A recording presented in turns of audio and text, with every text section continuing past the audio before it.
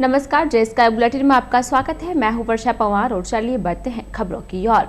श्री विश्वकर्मा प्रबंध समिति के तत्वावधान में समस्त जांगीर ब्राह्मण समाज चारों पट्टिया ब्यावर की ओर से गुरुवार को विश्वकर्मा जयंती सादगीपूर्ण तरीके से मनाई गई। जयंती की पूर्व संध्या पर मेवाड़ी गेट स्थित श्री विश्वकर्मा भवन में भजन संध्या का आयोजन किया गया। इसमें जांगीर समाज के गायक रमेश खेराती एवं उनकी भजन मंडली ने मधुर भजनों की प्रस्तुतियां दी। गुरुवार सुबह शाहपुरा मोहल्ला स्थित श्री विश्वकर्मा मंदिर पर सुबह मंदिर प्रधान हनुमान बर्डवा द्वारा ध्वजारोहण किया गया। इसके बाद मंगला आरती की गई और हवन पूजन किया गया। इसके पश्चात मेवाड़ी गेट बाहर विश्वकर्मा भवन से शोभा यात्रा शुरू हुई, जो गुर्जर गोट छात्रावास नेहरू गेट होते हुए विश्वकर्मा मंदिर पहुंची। शोभा यात्रा के मंदिर पहुंचने पर महाआरती की गई। इसके पश्चात प्रसाद वितरित किया गया।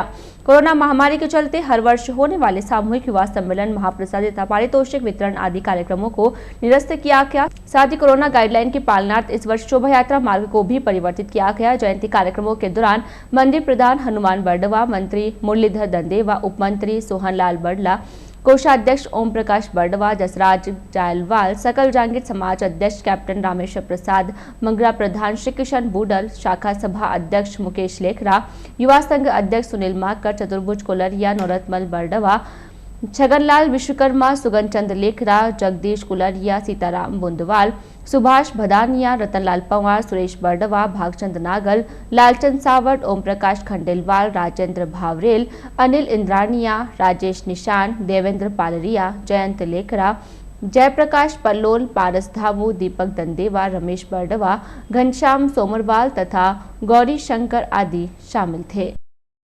राजस्थान राज्य पथ परिवहन निगम के ब्यावर आगार में शुक्रवार को श्री विश्वकर्मा जयंती मनाई गई। आगार कार्यालय में आयोजित जयंती कार्यक्रम के तहत कार्यालय में आयोजित कार्यक्रम के दौरान भगवान विश्वकर्मा के चित्र पर माल्यार्पण करते हुए उनकी पूजा अर्चना की। इसके बाद औजारों की पूजा अर्चना करते हुए उन्हें मोली बांधी गई।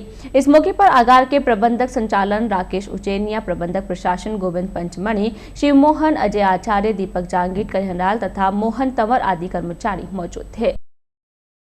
शहर के चंपानगर क्षेत्र में मामूली कहासुनी के बाद घटित चाकूबाजी की घटना के मुख्य आरोपी की योगेश उर्फ योगेंद्र सिंह पुत्र मगन सिंह की निशानदेही पर सिटी थाना पुलिस ने छावनी फाटक बाहर से घटना में प्रयुक्त चाकू बरामद कर लिया। उधर गिरफ्तारी के बाद से ही रिमांड पर चल रहे आरोपी की रिमांड अवधि पूर्ण होने पर पुलिस ने उसे गुरुवार को न्यायालय में पेश किया, जहां से उसे न्यायिक अभिरक्षा में भिजवा दिया गया।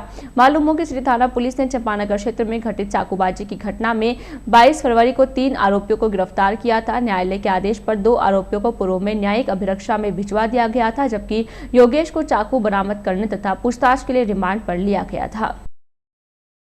उपखंड अधिकारी श्वेता चौहान ने गुरुवार को शहर के विभिन्न सरकारी स्कूलों का औचक निरीक्षण किया। इस दौरान एसडीएम ने स्कूलों का निरीक्षण करते हुए विभिन्न व्यवस्थाओं की जानकारी ली, साथ ही संस्था प्रधानों को आवश्यक दिशा निर्देश भी दिए।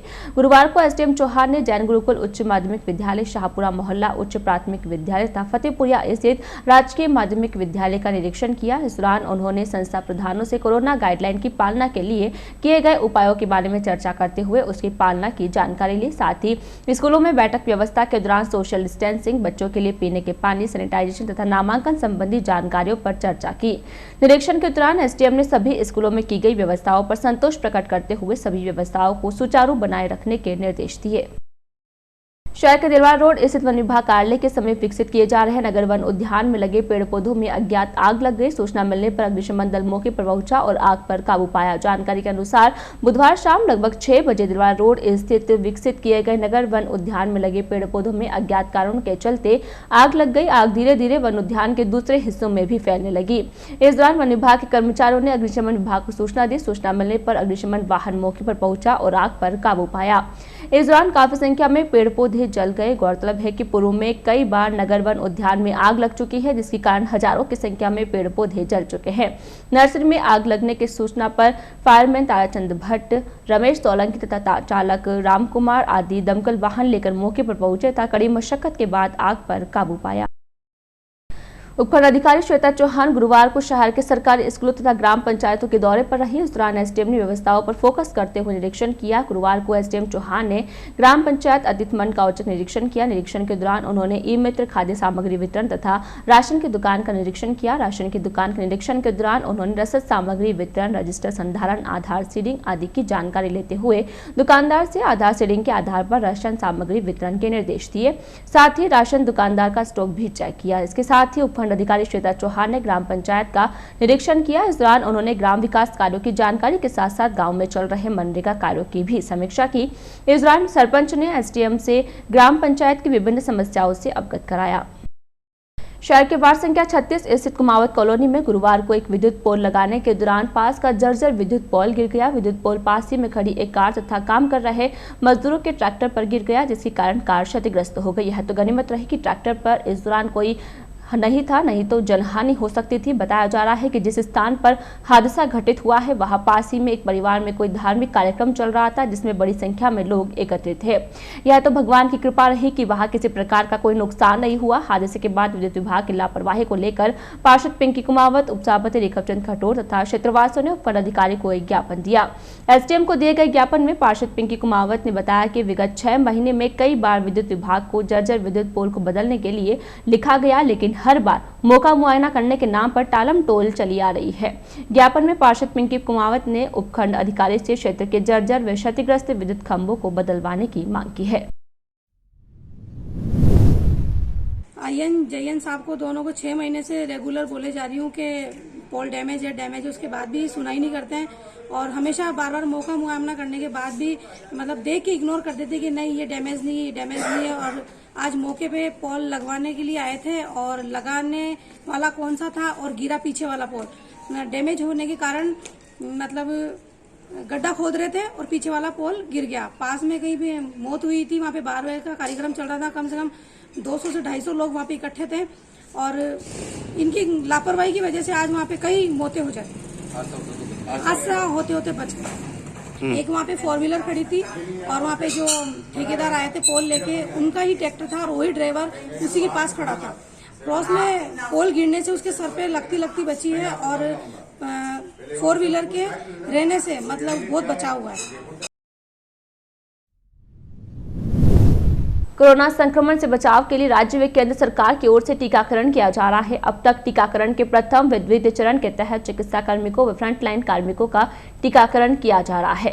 सरकार के निर्देशानुसार प्रदेश में 50 वर्ष से ऊपर के लोगों के टीकाकरण के लिए मार्च माह में तीसरा चरण शुरू होगा। कोविड प्रभारी शलभ टंडन ने बताया कि तीसरे चरण के तहत ब्यावर शहर के सभी 60 वार्डों में जवाजा पंचायत समिति की 46 ग्राम पंचायतों में निवास करने वाले 50 वर्ष से अधिक आयु के लोगों का टीकाकरण किया जाएगा।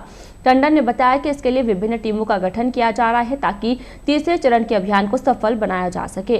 टीम गठन के लिए उपखंड अधिकारी कार्यालय में काम जोर शोर से चल रहा है। उक्त कार्य में जवाजा BCMHO डॉक्टर अमित सोनी, सह प्रभारी कल्याण वंसोलल तथा सूचना सहायक गणेश सोनी आदि लगे हुए हैं। कोविड-19 महामारी से बचाव और रोकथाम के लिए समय समय पर राज्य सरकार और भारत सरकार के द्वारा जो प्रिकॉशंस की गाइडलाइन जारी की गई है, उसी के क्रम में हमने देखा है कि अभी 2 चरणों में वैक्सीनेशन का कार्य पूर्ण हो चुका है, जिसमें चिकित्सा कर्मियों को और फ्रंट लाइन वर्कर्स को हम लोगों ने वैक्सीनेट किया है और उसका आज लास्ट डेट है। इसी क्रम में अभी राज्य सरकार से जो हमें निर्देश प्राप्त हुए हैं कि अभी तीसरा जो चरण प्रारंभ होने जा रहा है, जो लगभग मार्च में चलेगा, तो उसके अंदर 50 साल से अधिक उम्र के जितने भी ग्रामीण क्षेत्र के हैं या शहरी क्षेत्र के जो भी निवासी हैं, उनको वैक्सीनेशन का कार्य किया जाएगा। और इसमें प्रशासन ब्यावर द्वारा इसके सफल क्रियान्वयन और प्रबंधन के लिए वैक्सीनेशन की टीम एक बनाई जा रही है और इसमें सभी चीजों का ध्यान रखा जा रहा है, छोटी से छोटी बारीक चीजों का, कि उसमें आपके मोबिलाइजर कौन होंगे, ऑब्जर्वर कौन होंगे, सुपरवाइजर भी कौन होंगे, इवन डॉक्टर्स की जो टीम है वो सारी व्यवस्थाएं चिकित्सा विभाग के साथ मिलके उपखंड प्रशासन कर रहा है। और हमें आशा है कि जिस तरीके से प्रथम चरण और द्वितीय चरण सफल रहा है, जिसमें कोई भी परेशानी किसी भी कर्मचारी अधिकारी को नहीं हुई है, ऐसे लिए अब जो तीसरा चरण चालू हो रहा है उसके अंदर भी हम लोग चाहेंगे कि बिल्कुल सुव्यवस्थित रूप से ये पूरा टीकाकरण प्रोग्राम चले। रेलवे सुरक्षा बल की ओर से डीजी के निर्देशानुसार देश भर में रेलवे संपत्ति को बचाने के लिए एक अभियान चलाया जा रहा है। अभियान के तहत देश भर में कबाड़ियों के बाड़े तथा गोदाम चेक किए जा रहे हैं। इसी क्रम में गुरुवार को मंडल सुरक्षा आयुक्त के निर्देश पर शहर के जोधपुर रोड पर सन्नी कबाड़ी के यहाँ चेकिंग की जा रही थी। चेकिंग के दौरान कबाड़ी के बाड़े में रेलवे की फीस प्लेट, 3 नग पुरानी, 5 नग रेल लाइन, 60 किलो वजनी तथा 1 नग मीटर गेज की लाइन मिली। उक्त रेलवे संपत्ति के बारे में कबाड़ी सन्नी से पूछताछ की गई तो वह उसके बारे में कोई ठोस जानकारी नहीं दे पाया। इसके बाद अपराध शाखा अजमेर में तैनात हेड कांस्टेबल श्यामलाल गुर्जर ने इसकी जानकारी रेलवे सुरक्षा बल के उप निरीक्षक नरेश कुमार को जरिए फोन इसकी सूचना दी। सूचना के बाद मौके पर पहुंची रेलवे सुरक्षा बल की पुलिस टीम ने कबाड़ी सन्नी पुत्र केसरीमल खटिक निवासी गोविंदपुरा के बाड़े से रेलवे संपत्ति जब्त करते हुए उसे अंतर्गत धारा 3 RPUP में गिरफ्तार कर लिया। कार्यवाही टीम में अपराध शाखा अजमेर के head constable Shyamlal Gurjar, constable Gopilal Gurjar, SI Naresh Kumar Tanwar, Mahendra बायला तथा LR मीणा आदि शामिल थे। हमारे रेलवे सुरक्षा बल के माननीय DG साहब के द्वारा ऑल इंडिया लेवल पे एक रिसीवर्स के खिलाफ अभियान चला गया था, जिसके तहत हमारे मंडल सुरक्षा आयुक्त साहब के नेतृत्व में हमने अपने कार्यक्षेत्र के अंदर इसके तहत कार्रवाई करते हुए ब्यावर शहर के कबाड़ियों को चेक किया गया।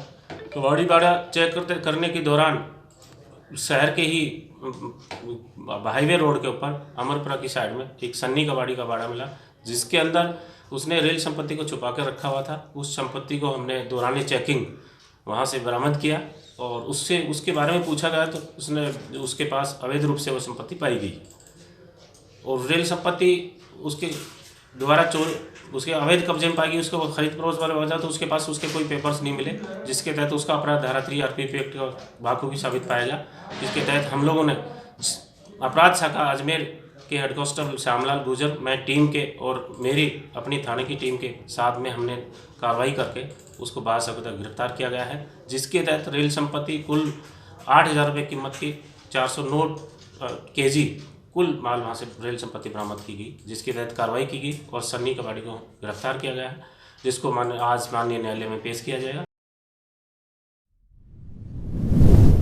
जैन सोशल ग्रुप संगिनी ने अपना सामाजिक सरोकार निभाते हुए गुरुवार को शहर के राजकीय उच्च प्राथमिक विद्यालय मेवाड़ी गेट स्कूल व नेगरान मोहल्ला स्कूल में पीने के पानी के लिए वाटर कूलर भेंट किया है। इस मौके पर स्कूल में आयोजित कार्यक्रम में नगर परिषद उपसभापति रेखा खटोर ने मुख्य अतिथि के रूप में शिरकत की। कार्यक्रम के दौरान संगिनी ग्रुप की महिलाओं ने संस्था प्रधान को वाटर कूलर भेंट किया, साथ ही स्कूल के अन्य कार्यों में भी सहयोग करने का भरोसा दिलाया। इस अवसर पर संस्था प्रधान ने ग्रुप सदस्यों तथा उपसभापति खटोर का आभार प्रदर्शित किया। कार्यक्रम के दौरान संगिनी ग्रुप की अध्यक्ष निकिता नाहटा, सचिव ममता कांकरिया, कोषाध्यक्ष रंजना बाबेल, मोना, प्रीति, रेखा, निधि, खुशबू, सुनीता, शिल्पा, नेहा तथा ममता सहित अन्य महिलाएं उपस्थित थी। अखिल भारतीय विद्यार्थी परिषद पदाधिकारियों ने विद्यार्थियों की विभिन्न प्रकार की समस्याओं को लेकर गुरुवार को SD कॉलेज प्राचार्य डॉक्टर अरुणा गुप्ता को एक ज्ञापन दिया। प्राचार्य को दिए गए ज्ञापन में बताया गया कि विद्यार्थियों को विषय कोड नहीं मिलने के कारण इन्हें भारी परेशानियों का सामना करना पड़ रहा है। अतः समस्या समाधान के लिए एक बार पुनः पोर्टल खुलवाया जाए ताकि विद्यार्थी अपने विषय समरूप कर सके। ज्ञापन में कॉलेज में विभिन्न संकायों में रिक्त पदों पर प्रवेश के लिए विद्यार्थियों को एक और मौका देने तथा महाविद्यालय में भौतिक व अर्थशास्त्र के शिक्षकों की पूर्ति करवाने की मांग की है। ज्ञापन देने वालों में अर्जित कुमार, पंकज सिंह सनवा, सचिन सिंह भदौरिया, मनीष कुमार, मोहित सोड़ा, आत्माराम मीणा, रौनक चौधरी, भैरव सिंह सहित अन्य पदाधिकारी शामिल थे। राजकीय उच्च माध्यमिक विद्यालय जवाजा में गुरुवार को भावक परामर्शदात्री कार्यक्रम का आयोजन किया गया। कार्यक्रम में 50 CWSN 50 विभागों तथा ब्लॉक के विशेष अध्यापकों ने भाग लिया। कार्यक्रम का शुभारंभ प्रधानाचार्य डॉक्टर सीमा कृपलानी के मुख्य आतिथ्य में हुआ। इस मौके पर प्रधानाचार्य डॉक्टर सीमा कृपलानी ने अपने संबोधन में कहा कि दिव्यांगता कोई अभिशाप नहीं है, बालक इसे अपनी कमजोरी नहीं बनाए वरन सामान्य बच्चों के समान प्रत्येक गतिविधि में भाग लेवे। अभिभावक उन्हें इस हेतु प्रेरित करे। उन्होंने कहा कि प्रत्येक बालक बालिका को शैक्षणिक प्रतिस्पर्धा में आगे बढ़ाना है तथा उन्हें आर्थिक संबल की आवश्यकता है तो उसकी मदद मेरे द्वारा की जाएगी। इस दौरान RP लता वैष्णव ने दिव्यांग बच्चों को मिलने वाली सुविधाओं के बारे में जानकारी दी तथा उन्हें अपनी मानसिक क्षमता का उत्थान करते हुए जीवन में आगे बढ़ने के लिए प्रेरित किया। कार्यक्रम के दौरान फिजियोथेरेपिस्ट तथा थेरेपिस्ट द्वारा थेरेपी प्रदान की गई। कार्यक्रम में विशेष शिक्षक पायलट मीणा, मुनीराम मीणा, दौलत सिंह तथा हेमलता ने सहयोग प्रदान किया। श्री सीमेंट परिसर में श्री संकट मोचन हनुमान मंदिर के 21वें वार्षिकोत्सव के उपलक्ष्य में धार्मिक आयोजनों के तहत गुरुवार को सुबह प्रभात फेरी निकाली गई। प्रभात फेरी मंदिर प्रांगण से आरंभ होकर सीमेंट प्लांट, पावर प्लांट होते हुए आवासीय कॉलोनी से होती हुई पुनः मंदिर परिसर में आकर संपन्न हुई। इस दौरान रामधुन व श्री राम के जयकारों से पूरा वातावरण गुंजायमान था। प्रभात फेरी का जगह जगह पुष्प वर्षा से स्वागत किया गया। प्रभात फेरी में कंपनी के संयुक्त अध्यक्ष वाणिज्यिक Arvind Khicha, MM Rathi, SK Sharma, Arandani, Pushpendra Bhardwaj, doctor Anil Trivedi व पीके जैन सहित ब्यावर व राष्ट्रीय कर्मचारी गणों ने भाग लिया। तदुपरांत पुष्कर से आए विद्वान पंडित लक्ष्मी नारायण के सानिध्य में मंदिर में मंगला आरती का आयोजन किया गया। इस दौरान सुबह मंदिर के गर्भगृह में अरविंद खींचा ने सपत्नीक पूजा अर्चना कर श्री संकट मोचन हनुमान जी का आशीर्वाद लिया। इस अवसर पर खींचा ने कहा कि प्राचीन काल से ही प्रभात फेरी को धार्मिक रूप से प्रार्थना से जोड़ा जाता है, जिसके अनुसार आसपास के क्षेत्र में घूमते हुए प्रकृति के द्वारा परमात्मा के उपदेशों को पढ़ा जाता है। साथ ही प्रभात फेरी ब्रह्म मुहूर्त में निकाले जाने से आपके स्वास्थ्य पर अनुकूल प्रभाव पड़ता है। आज के इस बुलेटिन में फिलहाल इतना ही। पूरी टीम के साथ दीजिए इजाजत, फिर मिलेंगे। नमस्कार।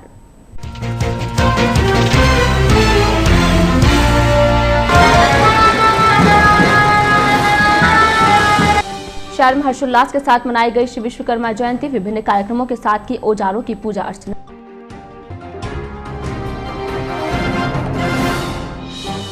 एसडीएम श्वेता चौहान ने किया सरकारी स्कूलों व ग्राम पंचायत निरीक्षण। व्यवस्थाओं की जानकारी के साथ साथ दिए दिशा निर्देश।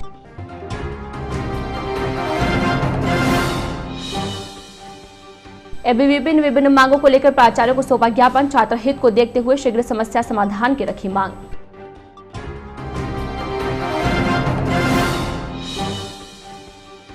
और गुमावत कॉलोनी में विद्युत पोल लगाने के दौरान गिरा जर्जर विद्युत पोल। हादसे में पास में खड़ी कार हुई क्षतिग्रस्त।